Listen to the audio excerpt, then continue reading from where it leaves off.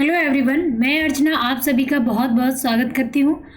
आज की क्लास में हम प्रीवियस ईयर पेपर सॉल्व करेंगे और जो भी साथी व्हाट्सएप ग्रुप से ना जुड़े हों वो लोग व्हाट्सएप ग्रुप से अवश्य जुड़ जाएं। यहाँ पर आपकी जो भी क्लास होगी उसके लिंक आपको टाइम से मिल जाएंगे, तो आप लोग इस नंबर पर अवश्य जुड़ें। और आज हम सॉल्व कराएंगे प्रीवियस ईयर पेपर 2021 का। ठीक है, चलिए स्टार्ट करते हैं। आज का पहला प्रश्न, समय कम है तो हम ज़्यादा बात नहीं करेंगे, अपने प्रश्नों पर आ जाएंगे। चलिए, निम्नलिखित में से कौन सा उपन्यास भारत विभाजन पर आधारित नहीं है? हीरक जयंती, आधा गांव, तमस और यहाँ पर है आपका झूठा सच। ठीक है, ये पूरा टाइप नहीं हुआ है, झूठा सच। ठीक है, ये लास्ट उपन्यास का नाम है झूठा सच। ठीक, याद रखेंगे। हीरक जयंती, आधा गांव, तमस और झूठा सच, इनमें से कौन सा उपन्यास भारत विभाजन पर आधारित नहीं है? हमने आपको बताया होगा तमस रचना ये किसकी है? भीष्म साहनी की। और ये किस पर आधारित है? भारत विभाजन पर आधारित है। भीष्म साहनी की है तमस। ठीक है, हीरक जयंती, आधा गांव, तमस, झूठा सच, इनमें से कौन सा नहीं है?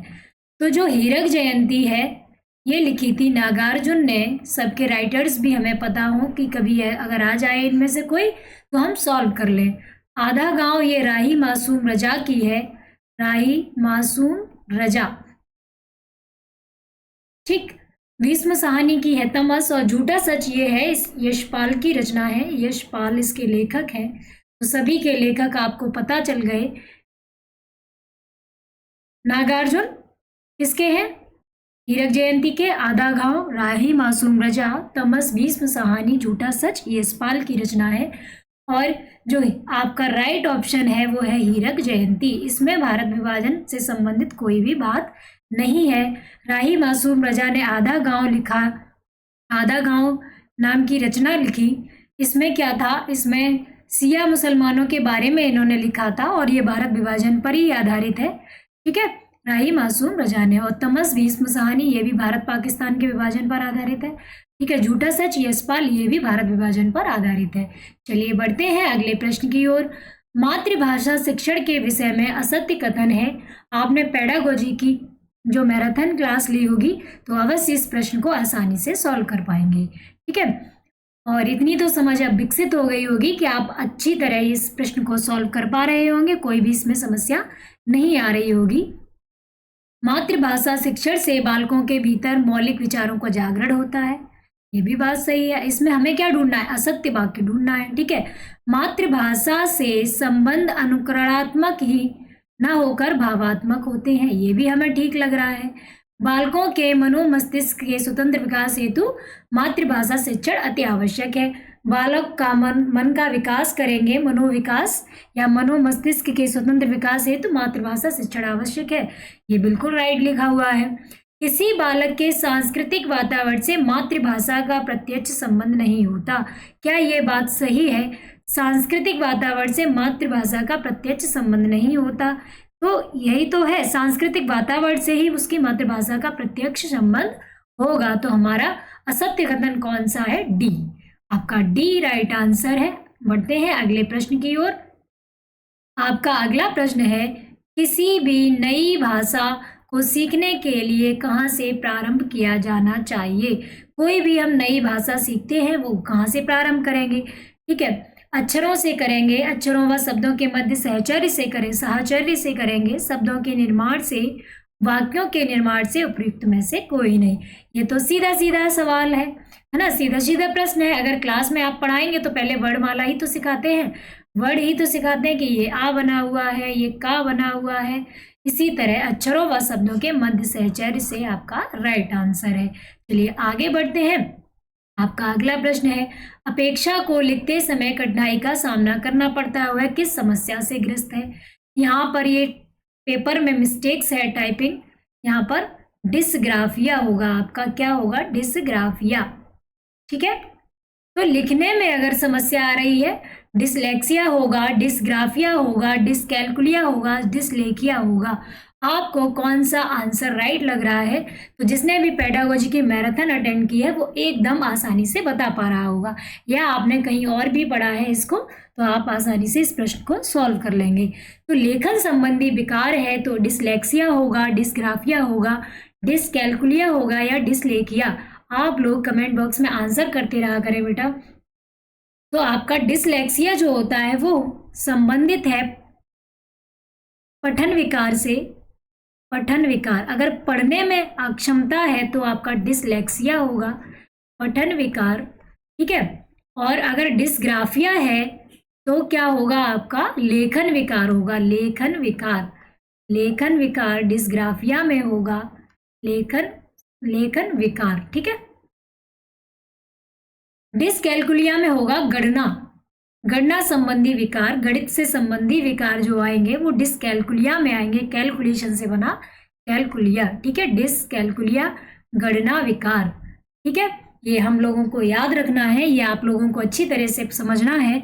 कोई भी इससे संबंधित प्रश्न आ जाए, डिसलेक्सिया आ जाए, डिसग्राफिया आ जाए या डिसकैलकुलिया, यही आपके मेन जो है वो आते हैं आपके एग्जाम में। डिसलेक्सिया सबसे ज्यादा आता है, पठन विकार, फिर डिसग्राफिया ये लेखन विकार। अगर लिखने से संबंधित कोई समस्या है तो डिसग्राफिया, जैसे आप समझ लें कि अगर ग्राफ बना रहे हैं तो हमें लिखना पड़ रहा है, तो लेखन विकार से संबंधित है तो डिसग्राफिया आपका राइट आंसर होगा ऑप्शन बी, ठीक है। अगर उसे अपेक्षा एक लड़की है उसको लिखते समय कठिनाई आ रही है तो उसमें क्या डिसेबिलिटी मतलब क्या प्रॉब्लम है, इसमें कौन सी समस्या से ग्रस्त है? डिसग्राफिया से ग्रस्त है वो, ठीक है। अगर पढ़ने संबंधी विकार आता, पठन संबंधी विकार आता, पठन संबंधी तो डिसलेक्सिया होता, और गणना संबंधी विकार आता तो डिसकैलकुलिया होता, ठीक है। एक होता है डिसग्राफिया,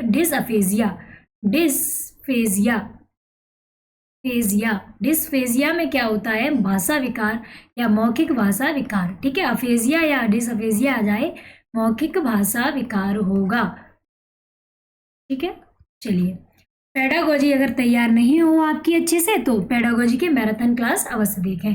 अगला हमारा प्रश्न है, चौमस्की के अनुसार भाषा अनुकरण से ही सीखी जाती है, भाषा सीखने में समाज स्थान सर्वोपरि है, भाषा में दक्षता विद्यालय से प्राप्त होती है या भाषिक क्षमता जन्मजात होती है।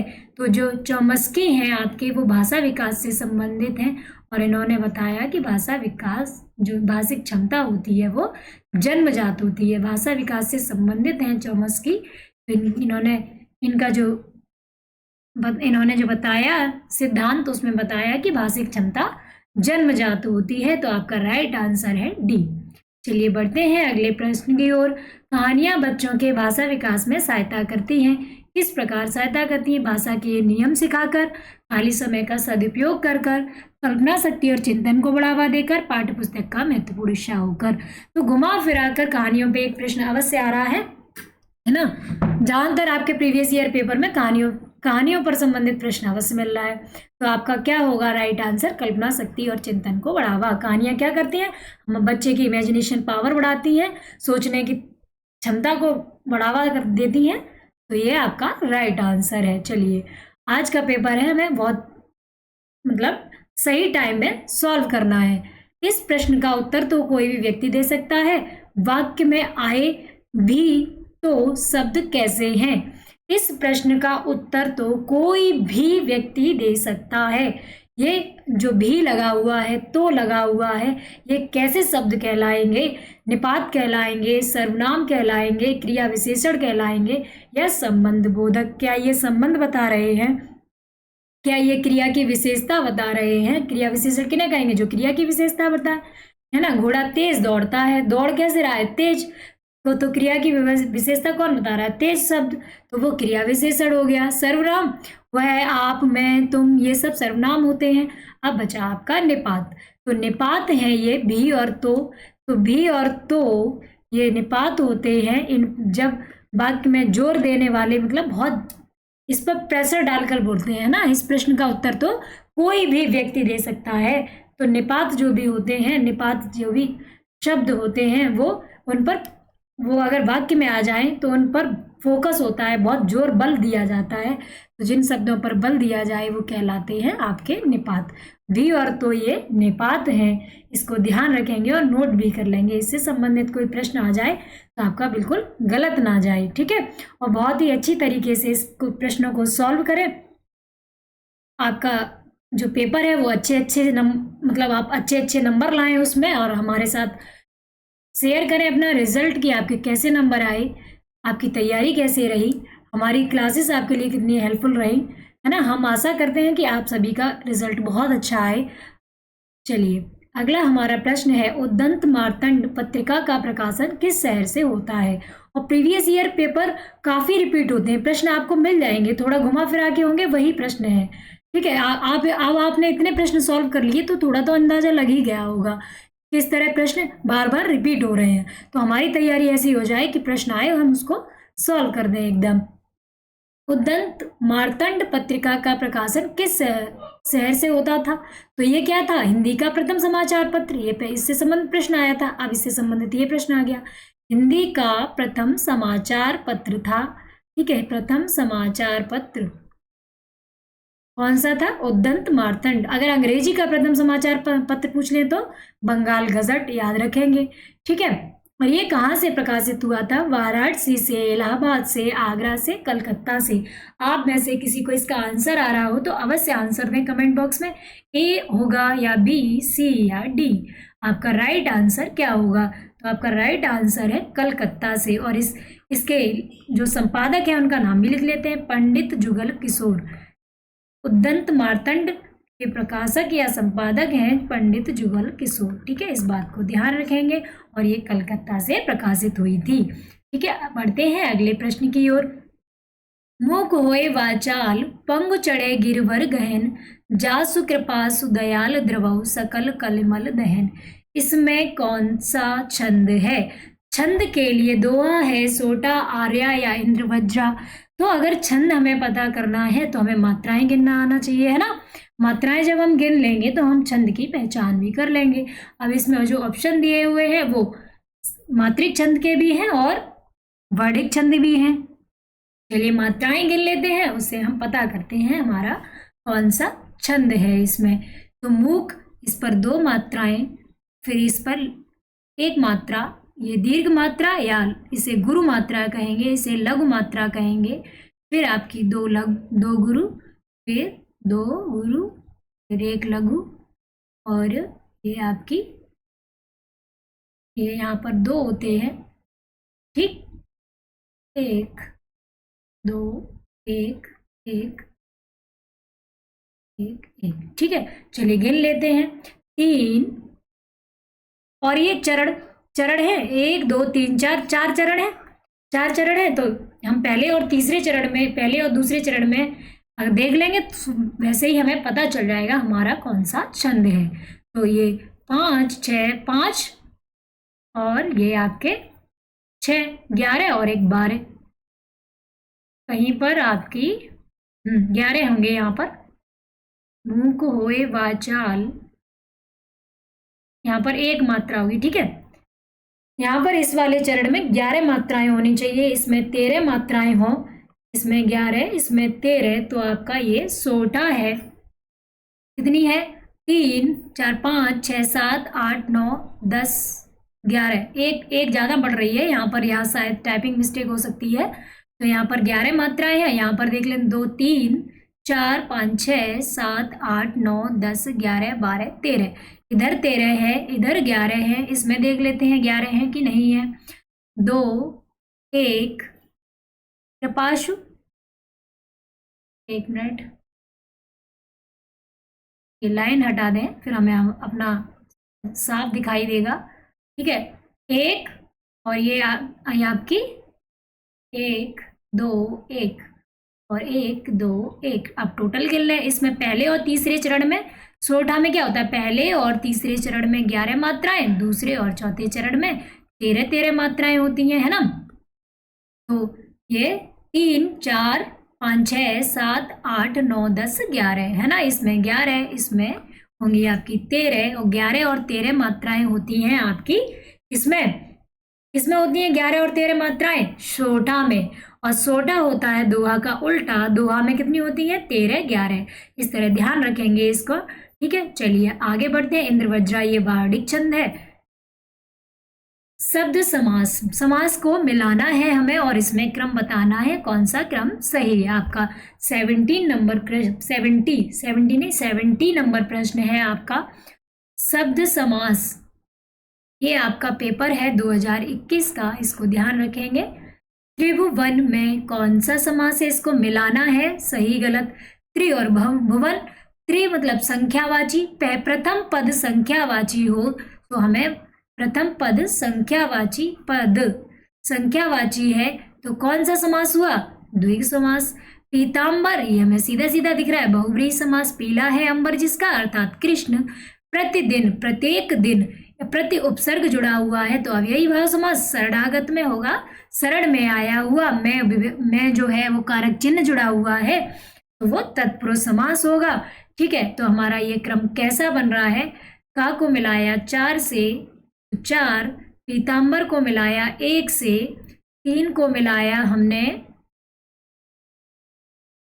3 को, गा को मिलाया, प्रतिदिन में अव्ययी भाव समास 3 से और शरणागत को मिलाया 2 से। 4 1 3 2, ये आपका डी राइट आंसर है।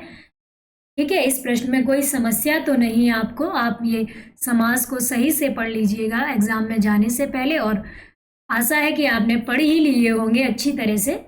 ठीक है, चलिए अगला हमारा प्रश्न है वो गद्यांश पर आधारित प्रश्न है। इसमें 71 से 75 तक आपको प्रश्न गद्यांश से ही सॉल्व करने हैं। चलिए पहले गद्यांश को अच्छी तरीके से पढ़ लेते हैं, फिर प्रश्नों को सॉल्व करते हैं। लिपि का आविष्कार संचार के क्षेत्र में दूसरी बड़ी क्रांति थी। ध्वनि पर अवलंबित लिपि के विकास के पूर्व मानव ने भाषा के अतिरिक्त अभिव्यक्ति के कई अन्य माध्यमों को प्रयोग किए थे। चित्रलिपि या पिक्टोग्राफी इसी तरह का प्रयोग था। यह लेखन विधि चित्रों की एक श्रृंखला द्वारा किसी घटना या स्थिति के स्वरूप प्रस्तुत करती थी। चित्रलिपि भाषा से जुड़ी नहीं होती, इसलिए उसकी मौखिक अभिव्यक्ति किसी भी भाषा में संभव होती है। आवश्यक होता है चित्र को समझना। प्राग ऐतिहासिक मानव ने संसार के विभिन्न भागों में इस लेखन शैली का प्रयोग किया।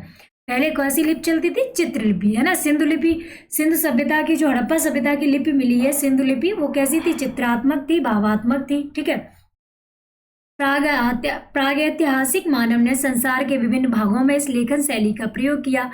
पिक्टोग्राफी के कुछ रूपों ने विकसित होकर ऑडियोग्राफी का रूप ले लिया। यह चित्रलिपि का संवर्धित रूप है। संदर्भित क्या था?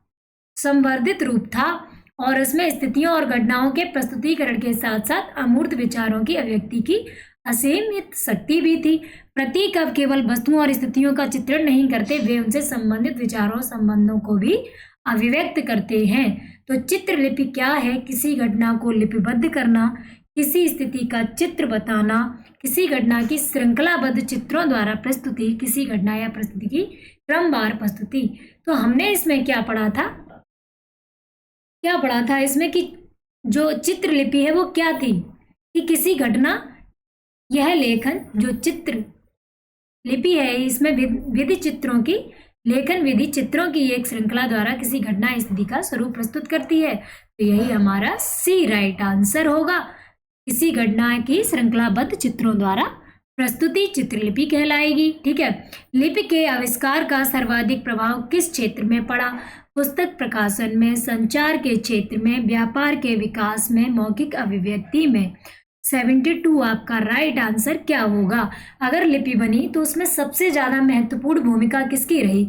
हम अपनी भाषा को लिख लेते हैं तो इसका सबसे ज्यादा प्रयोग किस में होता है? संचार में। हम अपनी भावनाओं को एक दूसरे से व्यक्त कर पाए, कम्युनिकेशंस कर पाए सही से, तो वही तो है। ठीक है, संचार के क्षेत्र में एक दूसरे की मतलब क्षेत्रों को जाने, लिपि आई तो हमने लिख पाया अपनी बातों को। ठीक है, संचार के क्षेत्र में इसका प्रयोग सबसे अधिक है। चलिए, ऑडियोग्राफी की प्रमुख विशेषता क्या है? यह मानव व्यवहार की मूर्त अभिव्यक्ति है, चित्रों के द्वारा सीमित संवाद है, अमूर्त विचारों की असीमित अभिव्यक्ति है। उपरोक्त में से कोई नहीं। तो आपका राइट आंसर क्या होगा बेटा? अमूर्त ऑडियोग्राफी, ऑडियो में क्या होता है, सुनते हैं। अमूर्त विचारों की असीमित अभिव्यक्ति होती है ऑडियोग्राफी में। राइट आंसर आपका सी है। ठीक है, ऑडियोग्राफी यहाँ पर हमने पढ़ा था कि अब विकसित हो गई है ऑडियोग्राफी। ठीक है, यहाँ पर पढ़ा था कि इसमें ऑडियोग्राफी में क्या था, उसमें स्थितियों और घटनाओं के प्रस्तुतिकरण के साथ साथ अमूर्त विचारों की अभिव्यक्ति असीमित शक्ति भी थी। किसमें, ऑडियोग्राफी में। यही तो था हमारा आंसर। ठीक है, अगला प्रश्न है हमारा, चित्रलिपि के विषय में सत्य कथन क्या है। चित्रलिपि के पूर्व ऑडियोग्राफी का चलन था। चित्रलिपि का संबंध भाषा विशेष से था। चित्रलिपि अमूर्त विचारों की प्रस्तुति में सक्षम है। चित्रलिपि का संबंध भाषा विशेष से नहीं होता है। तो इसमें आपका सही कथन क्या होगा, चित्रलिपि का संबंध भाषा विशेष से नहीं होता है। यहाँ पर हमने इसमें पढ़ा था, जो चित्रलिपि होती है उसका संबंध भाषा विशेष से नहीं होता। ठीक है, भाषा से जुड़ी नहीं होती है ना, चित्रलिपि भाषा से जुड़ी नहीं होती, यही तो है। इसी पैराग्राफ को पढ़कर हमें आंसर करना है। तो हमारा आंसर कौन सा सही होगा, डी। आपका राइट आंसर होगा 74 का डी। ठीक है, चलिए आगे बढ़ते हैं। अब कोई समस्या तो नहीं आ रही इसको सॉल्व करने में। ऑडियोग्राफी के विषय में असत्य कथन क्या है। ऑडियोग्राफी पिक्टोग्राफी का विकसित रूप है। इसमें असत्य कथन आपको ढूंढना है, कौन सा असत्य कथन होगा। ऑडियोग्राफी प्रतीक व्यवस्था पर आधारित है। ऑडियोग्राफी में प्रत्यक्ष दृश्यों की प्रस्तुति ही संभव है। ऑडियोग्राफी ध्वनि पर अवलंबित लिपि है। तो क्या होगी आपकी असत्य ढूंढना है, असत्य गलत जो है, गलत हमारा इसमें क्या होगा, आप लोग कमेंट बॉक्स में अवश्य बताएं। ऑडियोग्राफी पिक्टोग्राफी का विकसित रूप है, बिल्कुल, पिक्टोग्राफी के बाद ऑडियोग्राफी आई, ये विकसित रूप है। ऑडियोग्राफी प्रतीक व्यवस्था पर आधारित है, सही है। ऑडियोग्राफी में प्रत्यक्ष दृश्यों की प्रस्तुति ही संभव है। ऑडियोग्राफी ध्वनि पर अवलंबित प्रतिलिपि ऑडियोग्राफी है, ध्वनि पर अवलंबित है, ध्वनि पर आधारित है ना। ऑडियो वीडियो दिखते हैं, वही तो है ऑडियोग्राफी। ठीक है, ऑडियोग्राफी में प्रत्यक्ष दृश्यों की प्रस्तुति ही संभव है। तो सब जो क्या ऑडियोग्राफी, हम जो सुनते हैं ऑडियो, उसमें क्या हमें दृश्य दिखाई देते हैं, नहीं दिखाई देते। ठीक है, तो ये हमारा सी क्या है, राइट आंसर है। इसमें असत्य कथन है सी, ऑडियोग्राफी में प्रत्यक्ष दृश्यों की प्रस्तुति ही संभव है। अगला हमारा प्रश्न है, भाषा के 4 कौशल हैं। अब यहाँ लिखे हुए हैं भाषा के 4 कौशल, और ये मैंने काफी बार आपको बताए हुए हैं, अब तो आपको रट गए होंगे। सुबोपले, और इंग्लिश में इसको कहेंगे LSRW। सुनना, बोलना, पढ़ना, लिखना, लिसनिंग, स्पीकिंग, रीडिंग, और फिर लास्ट में राइटिंग। ठीक है, तो लिसनिंग, स्पीकिंग, रीडिंग, राइटिंग, ये आपके क्या है, कौशल हैं भाषाई। बोलना, सुनना, पढ़ना, लिखना, सुनना, बोलना, पढ़ना, लिखना, यही क्रम से चलता है। इसका क्रम हमें नहीं बिगाड़ना है। पहले सुनना सिखाएंगे, फिर बोलना, फिर पढ़ना, फिर लिखना। ये किसमें है, ये आपका बोलना, सुनना, पढ़ना, समझना आ गया, ये नहीं होगा। पढ़ना, बोलना, रटना आ गया, रटना तो बिल्कुल ही गलत है। सुनना, लिखना, बोलना, रटना, ये भी गलत है। सुनना, बोलना, पढ़ना, लिखना, ये हमें क्रम मिल गया, और हमारा राइट आंसर यही होगा डी। चलिए बढ़ते हैं अगले प्रश्न की ओर। निबंध का विधागत वैशिष्ट क्या है। विषय का तर्क संगत प्रतिपादन। अगर हम निबंध लिख रहे हैं, निबंध एक गद्य की विधा है, इसको हम लिख रहे हैं, तो इसमें क्या क्या वैशिष्ट है, क्या सही है, इनके उत्तर हमें देने हैं। विषय का तर्क संगत प्रतिपादन, हाँ, अगर हम निबंध लिखेंगे तो तर्क संगत अपना तर्क भी लगाएंगे उसमें, है ना। जैसे पर्यावरण पर निबंध लिखा या किसी भी और टॉपिक पर निबंध लिखा, तो अपना तर्क लगाएंगे इसमें कि किस तरह पर्यावरण प्रदूषण पे कह रहे हैं, पर्यावरण प्रदूषण, तो क्या हम इस पर अपने बारे में अपने तर्क भी रखेंगे कि इसको कैसे दूर कर सकते हैं, मेन रीजंस क्या है इसके। तो तर्क जो निबंध है वो तर्क संगत होता है। निर्व्यक्तिकता, निर माने नहीं, व्यक्तिकता, निर्व्यक्तिकता इसमें नहीं होती है। ठीक है, कलात्मक एकान्विति, कला की एकान्विति होती है, या व्यक्तित्व की व्यंजना। तो इसमें निबंध का विधागत वैशिष्ट है, कौन कौन से आपके राइट आंसर होंगे इसमें। तो आपका है सी। इसमें 1, 3 और 4 सही है और निर्वैयक्तिकता सही नहीं है। ठीक है, चलिए आगे बढ़ते हैं अगले प्रश्न की ओर। निम्नलिखित में से कौन मध्यकालीन भारतीय आर्य भाषा है?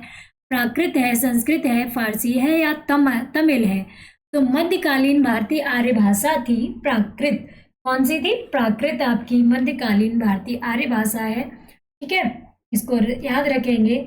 और हिंदी की जननी कौन है? संस्कृत। ठीक, चलिए इसको समझ लेंगे। समझ लिया आप प्राकृत भाषा हमारी किससे संबंधित है? मध्यकालीन भारतीय आर्य भाषाओं से संबंधित है। ये मध्यकालीन में और कौन कौन सी आएंगी? जो पाली, प्राकृत और अपभ्रंश है, ये मध्य पाली, प्राकृत और अपभ्रंश, ये मध्यकालीन भारतीय आर्य भाषाएं हैं। और प्राचीन भारत, यहाँ पर लिख लेंगे अपभ्रंश। ठीक, ये तीनों कैसी है? मध्यकालीन, मध्यकालीन। ठीक, अगर पूछ लिया जाए प्राचीन भारतीय आर्य भाषाएं, प्राचीन भारतीय आर्य भाषाएं, कोई भी टॉपिक है तो हमें सही से समझ में आना चाहिए। प्राचीन भारतीय आर्य भाषाएं अगर आ जाए, प्राचीन भारतीय आर्य भाषाएं बताएं, तो जो वैदिक संस्कृत और लौकिक संस्कृत दोनों इसमें आएंगी। प्राचीन भारतीय आर्य भाषाओं में आएंगी वैदिक संस्कृत और आपकी लौकिक संस्कृत। इसको ध्यान रखेंगे, लौकिक संस्कृत। ठीक, ये आपकी प्राचीन है। ठीक है, और आधुनिक आर्य भाषाएं, या फिर तो हिंदी बनी गई आधुनिक आर्य भाषाएं। आधुनिक आर्य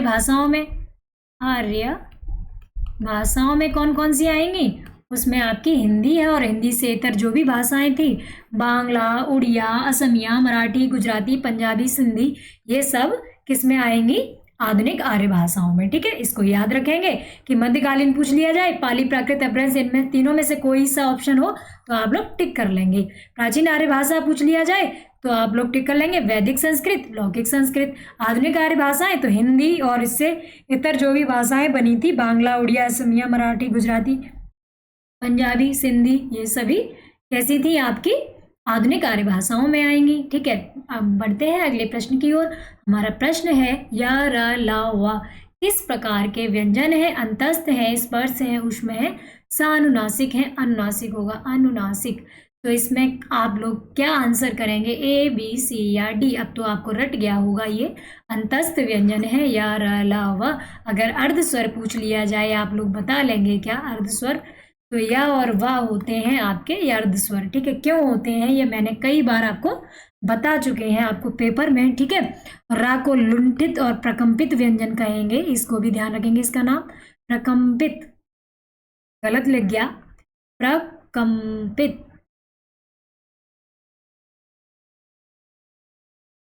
एक मिनट भाई, पेन और गड़बड़ कर रहा है। ठीक है, प्रकंपित व्यंजन कहेंगे। अरे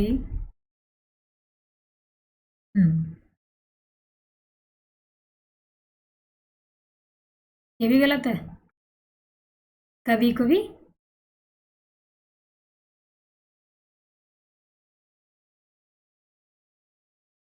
ठीक है, मतलब छोटे से उसमें इतना कंफ्यूजन।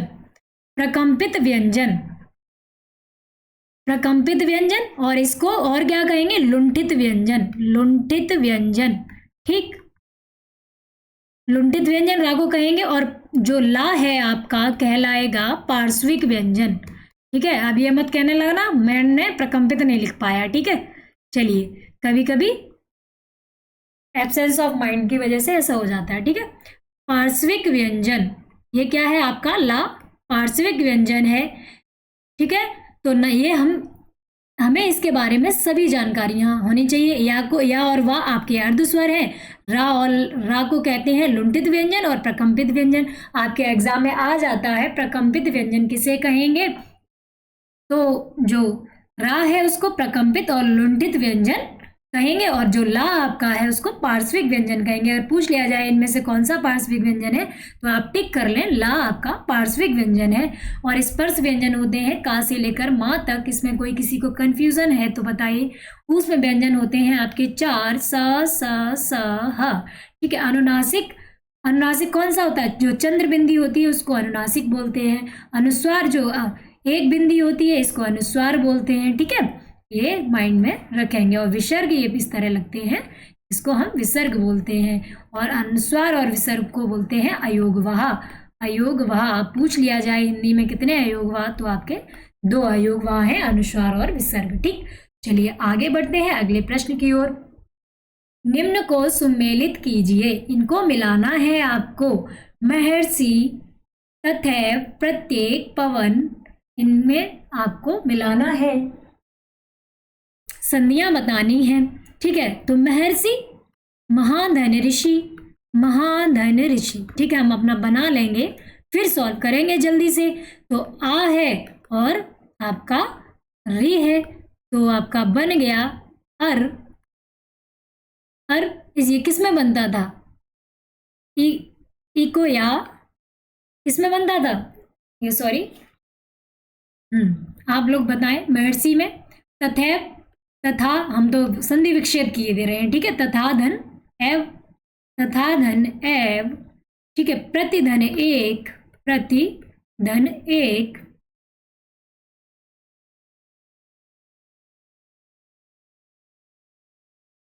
ठीक, प्रतिधन एक। ई और या, ई और ए बन गए ये।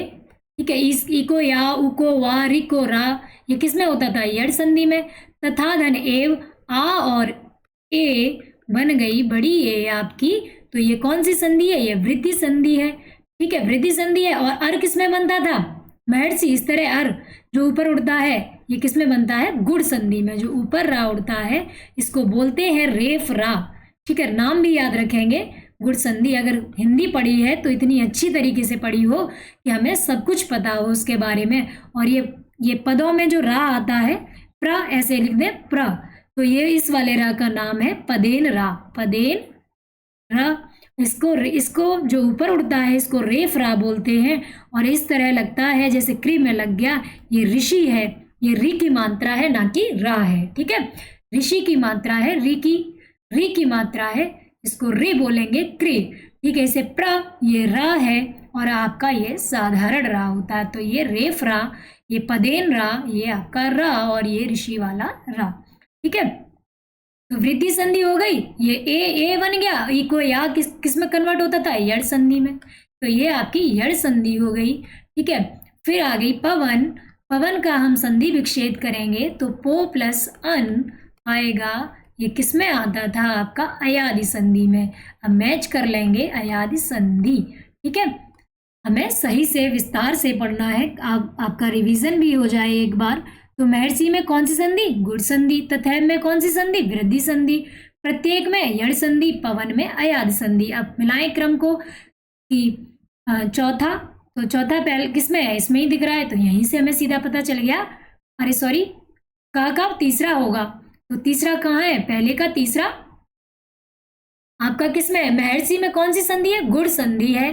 पहले का तीसरा मिल रहा है, दूसरे का पहला मिल रहा है, तीसरे का चौथा मिल रहा है, पवन का पहला दूसरा ये आपका मिल रहा है। ठीक है, तो आपका राइट आंसर है ऑप्शन बी।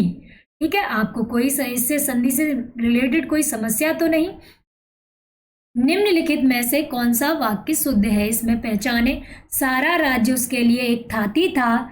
जापान तब तक न मानेगा जब तक उनकी फौजें लड़ सकती हैं। उन्होंने मुझे बम्बई घुमाई।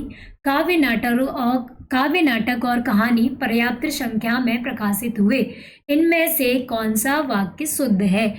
अब इसमें शुद्ध वाक्य छांटना है, पढ़कर देखें। सारा राज्य उसके लिए एक थाती था। जापान तब तक न मानेगा जब तक उनकी फौजें लड़ सकती हैं। तो जब तक उनकी फौजें लड़ सकती हैं, और ये उन्होंने मुझे मुंबई घुमाई, ये भी गलत है। काव्य नाटक और कहानी पर्याप्त संख्या में प्रकाशित हुए, ये भी गलत है। ये आपका राइट आंसर है ऑप्शन ए। ये आपका राइट आंसर। जापान तब तक ना मानेगा जब तक जापान तब तक नहीं मानेगा, है ना। ये यूज करते तो अच्छा लगता। क्या लिखा है? ना मानेगा, है ना। तो ये अशुद्ध वाक्य है। उन्होंने मुझे मुंबई घुमाई, उन्होंने मुझे मुंबई शहर घुमाया, ये तो सही लगता है। मुंबई घुमाई, है ना, ऐसा शब्द भाषा की दृष्टि से शुद्ध नहीं है। ठीक है, तो हमारा राइट आंसर है ए। चलिए बढ़ते हैं अगले प्रश्न की ओर। हमारा फिर गद्यांश है। सेकंड पेपर में 2 गद्यांश आएंगे और आपका जो फर्स्ट पेपर है हिंदी का उसमें एक गद्यांश और एक पद्यांश आ रहा है, ठीक है। कविता ही मनुष्य के हृदय को स्वार्थ संबंधों के संकुचित मंडल से ऊपर उठाकर लोक सामान्य भाव भूमि पर ले जाती है, जहाँ जगत की नाना गतियों के मार्मिक स्वरूप का साक्षात्कार और शुद्ध अनुभूतियों का संचार होता है। इस भूमि पर पहुंचे हुए मनुष्य को कुछ काल के लिए अपना पता नहीं रहता। वह अपनी सत्ता को लोक सत्ता में लीन किए रहता है। उसकी अनुभूति सबकी अनुभूति होती है या हो सकती है। इस अनुभूति योग के अभ्यास से हमारे मनोविकार का परिष्कार तथा शेष सृष्टि के साथ हमारे रागात्मक संबंध की रक्षा और निर्वाह होता है। जिस प्रकार जगत अनेक रूपात्मक है, उसी प्रकार हमारा हृदय भी अनेक भावात्मक है। इस अनेक भावों का व्यापार परिष्कार तभी समझा जा सकता है जबकि इनका सबका प्रकृत सामंजस्य जगत के भिन्न भिन्न रूपों, व्यापारों तथा तथ्यों के साथ हो जाए। जिन रूपों और व्यापारों से मनुष्य आदिम युगों से ही परिचित है, जिन रूपों और व्यापारों को सामने पाकर वह नर जीवन के आरंभ से ही लुब्ध और क्षुब्ध होता आ रहा है, उनका हमारे भावों के साथ मूल या सीधा संबंध है। अतः काव्य के प्रयोजन के लिए हमें उन्हें मूल रूप और मूल व्यापार कह सकते हैं। तो ये पैराग्राफ आपके टाइम कंज्यूमिंग होते हैं, तो इनको जल्दी से जल्दी सॉल्व करने की प्रैक्टिस करते रहें। उपयुक्त गद्यांश के अनुसार उचित कथन क्या है? जगत अनेक भावात्मक है और अनेक रूपात्मक है। जगत अनेक रूपात्मक है और हृदय अनेक भावात्मक है, ये सही है। या ये जगत और हृदय दोनों अनेक भावात्मक हैं, जगत और हृदय दोनों अनेक रूपात्मक हैं। तो आपने क्या पढ़ा था इसमें? जगत और अनेक रूपात्मक है और हृदय अनेक भावात्मक है, ठीक है। यही हमारा राइट आंसर है, ठीक है। जिस प्रकार जगत अनेक रूपात्मक है उसी प्रकार हमारा हृदय भी अनेक भावात्मक है, यहाँ मिल गया, ठीक है। आगे बढ़ते हैं। जिन रूपों और व्यापारों से मनुष्य का परिचय आदिम युग से है उसे क्या कहते हैं? जिन रूपों और व्यापारों से मनुष्य का परिचय आदिम युग से है उसे क्या कहेंगे? मूल भाव कहेंगे, मूल चरित्र कहेंगे, या मूल व्यापार कहेंगे, मूल व्यक्तित्व कहेंगे? तो ये आप कहेंगे इसको मूल व्यापार, ठीक है। ये आपका राइट आंसर है। अगले प्रश्न की ओर बढ़ते हैं। काव्य का मुख्य प्रयोजन क्या है? काव्य का मुख्य प्रयोजन क्या है? ये तो यहीं पढ़कर सॉल्व कर लेंगे। यश की प्राप्ति है क्या? जीवन में सुख प्राप्त करना, धन अर्जन करना, हृदय को लोक सामान्य भाव भूमि पर अवस्थित करना। तो आपका राइट आंसर है डी, हृदय को लोक सामान्य भाव भूमि पर अवस्थित करना। यही काव्य का मुख्य प्रयोजन है। ये हमने पैराग्राफ में पढ़ा था, ठीक है। मूल व्यापार वाला ये है, इसको याद रखेंगे, ठीक है। ये मतलब देखेंगे, याद तो क्या ही रखना, गद्यांश में क्या याद रख सकते हैं, ठीक है। चलिए, हमारे मनोविकारों का परिष्कार कैसे हो सकता है? जब व्यक्ति सत्ता लोक सत्ता में लीन हो जाए, या जब व्यक्ति रजोगुण और तमोगुण से मुक्त हो जाए, जब व्यक्ति मनुष्य सांसारिक भोग विलास से विमुख हो जाए, जब मनुष्य प्रकृति के सौंदर्य में डूब जाए। तो इसमें से हमारे मनोविकारों का परिष्कार कैसे हो सकता है? हमारे मन के अंदर जो भी मनोविकार हैं वो कैसे दूर होंगे? परिष्कार, जब व्यक्ति सत्ता लोक सत्ता में लीन हो जाए। ये आप इसमें पढ़ते हैं।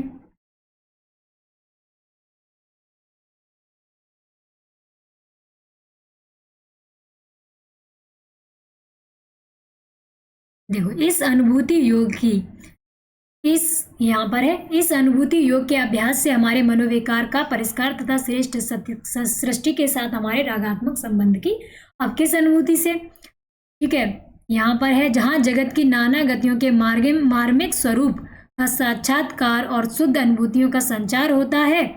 इस भूमि पर पहुंचे हुए मनुष्य को कुछ काल के लिए अपना पता नहीं रहता, वह अपनी सत्ता की लोक सत्ता में लीन किए रहता है ना। और उसी की अनुभूति से सबकी अनुभूति होती है या हो सकती है, और उसी अनुभूति से तो यहाँ लोक सत्ता, और ये है आपका ये जब व्यक्ति सत्ता लोक सत्ता में लीन हो जाए। पैराग्राफ के अनुसार यही तो राइट आंसर होगा।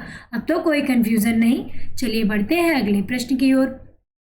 शुद्ध अनुभूतियों का संचार और अनेक गतियों के मार्मिक स्वरूप का साक्षात्कार किसके द्वारा होता है? शुद्ध अनुभूतियों का संचार और अनेक गतियों के मार्मिक स्वरूप का साक्षात्कार किसके द्वारा होता है? तो इसमें किसके द्वारा होगा? शुद्ध अनुभूतियों का संचार और मार्मिक स्वरूप का साक्षात्कार। तो जिसमें भावनाएं किस में आएंगी? निबंध में आएंगी, कविता में आएंगी, भाषण में आएंगी, उपरोक्त सभी में। तो ये होगा बी राइट आंसर, कविता में। ठीक है, भावनाओं से संबंधित कौन है? कविता। चलिए बढ़ते हैं अगले प्रश्न की ओर। हमारा अगला प्रश्न है, गमला किस भाषा का शब्द है? अरबी का है, फारसी का है, पुर्तगाली का है या फ्रेंच का है? तो गमला जो शब्द है वो किस भाषा का शब्द है? आप लोग कमेंट बॉक्स में आंसर करके बताएं। गमला किस भाषा का शब्द है? अरबी का है, फारसी का है या पुर्तगाली या फ्रेंच? आप लोग कमेंट बॉक्स में आंसर करके बताएं। गमला किस भाषा का शब्द है? साथ के साथ आंसर करते रहेंगे तो हमें भी आइडिया लगेगा आपकी जो तैयारी है वो कैसी चल रही है। ठीक है, तो गमला आपका राइट आंसर होगा पुर्तगाली। गमला आपका पुर्तगाली शब्द है। ठीक, चलिए बढ़ते हैं अगले प्रश्न की ओर। प्रकाशन वर्ष के अनुसार जयशंकर प्रसाद की रचनाओं का सही क्रम क्या होगा? इस तरह के भी प्रश्न आपके पेपर में आ रहे हैं। प्रकाशन वर्ष पूछ लिया जा रहा है। तो प्रेम पथिक, लहर, कामायनी, आंसू या प्रेम पथिक, आंसू, लहर, कामायनी, इसके लिए हमें रचनाओं की ये पता होने चाहिए कि कब लिखी गई। तो जो आपकी प्रेम पथिक है जयशंकर प्रसाद जी की, वो 1909 में लिखी गई थी। और फिर आपकी जो आंसू है, आंसू, ये रचना 1925 में लिखी गई थी। कामायनी लिखी गई है 1935 समथिंग या 1936 होगा। कामायनी 1936। और आपकी जो लहर है, लहर, ये 1935 में। ठीक, तो ये क्रम बन गया, प्रेम पथिक, फिर आंसू, फिर लहर, फिर कामायनी। ये क्रम किसमें दिख रहा है आपको? प्रेम पथिक, आंसू, लहर, कामायनी। प्रेम पथिक, आंसू, लहर, कामायनी, बी आपका राइट आंसर है। 88 का बी, प्रेम पथिक, आंसू, लहर, कामायनी। ये नोट भी कर लें, ऐसा कोई प्रश्न आ जाए तो आप इसको सॉल्व कर लें। पूछा जा सकता है कि कामायनी की रचना कब हुई?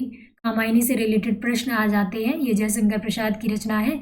इसके पात्र भी मैंने आपको बता दिए थे, श्रद्धा, इला और मनु, ये इसके पात्र थे। ठीक है, चलिए और आगे बढ़ते हैं अगले प्रश्न की ओर। लड़के ने पिता से कहा, यदि आप आज्ञा दें तो मैं अपने साथी से मिलाऊं। इस वाक्य में आप कैसा है? निजवाचक सर्वनाम, मध्यम पुरुष, आदर सूचक। तो क्या ये निजवाचक है? निजवाचक में भी आप आता था लेकिन वो अपने लिए था। पुरुषवाचक सर्वनाम है, मध्यम पुरुष, आदर सूचक। मध्यम पुरुष में क्या था? तुम, तुम्हारा, आप, ये सब किस में थे? मध्यम पुरुष में। निश्चयवाचक सर्वनाम में क्या था? यह, वह, यह और वह, ये तो नहीं है। पुरुषवाचक सर्वनाम उत्तम, उत्तम में क्या था? जो वक्ता होता है वो उत्तम होता है।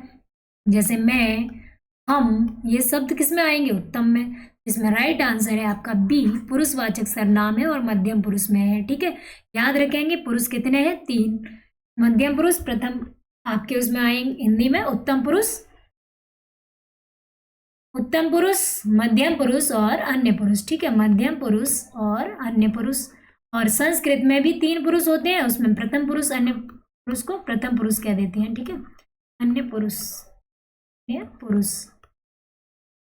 तो उत्तम पुरुष में मैं और हम ये वाले आएंगे। मध्यम पुरुष में तू और तुम, आप, तुम्हारा, ये सब उत्तम पुरुष में। अन्य पुरुष में यह, वह, ये, वे, ये सब आएंगे, है ना। चलिए आगे बढ़ते हैं अगले प्रश्न की ओर। रीत काल को श्रृंगार काल किसने कहा? मिश्र बंधु ने, विश्वनाथ प्रसाद मिश्र ने, रमाशंकर शुक्ल रसाल ने, आचार्य रामचंद्र शुक्ल ने। किसने रीत काल को श्रृंगार काल कहा? किसने रीत काल को श्रृंगार काल कहा? मिश्र बंधु ने, विश्वनाथ प्रसाद मिश्र ने। तो आपका राइट आंसर है विश्वनाथ प्रसाद मिश्र। ये मैंने आपको कराया हुआ है प्रश्न आपका हिंदी साहित्य की मैराथन। आप लोग एग्जाम से पहले अवश्य करके जाएं तो आपका कोई भी प्रश्न गलत नहीं होगा। अगर उससे संबंधित कोई प्रश्न आ गया तो आपका बिल्कुल गलत नहीं होगा और पूरा हिंदी साहित्य आपका रिवीजन हो जाएगा। हिंदी साहित्य की मैराथन आप अवश्य देखें। ठीक है। वीर गाथा काल, जिन भी साथियों ने वो नहीं ली है हिंदी साहित्य की मैराथन क्लास, वो अवश्य ले जाकर। वीर गाथा काल, अभी आदिकाल के सॉरी ये किसके का नाम चल रहे हैं, अभी रीतकाल के नाम चल रहे हैं। तो रीतकाल को श्रृंगार काल किसने कहा, विश्वनाथ प्रसाद मिश्र ने। वीर गाथा काल ये तो आदिकाल का नाम है, तो यहाँ किसकी बात चल रही है, श्रृंगार काल की, श्रृंगार काल।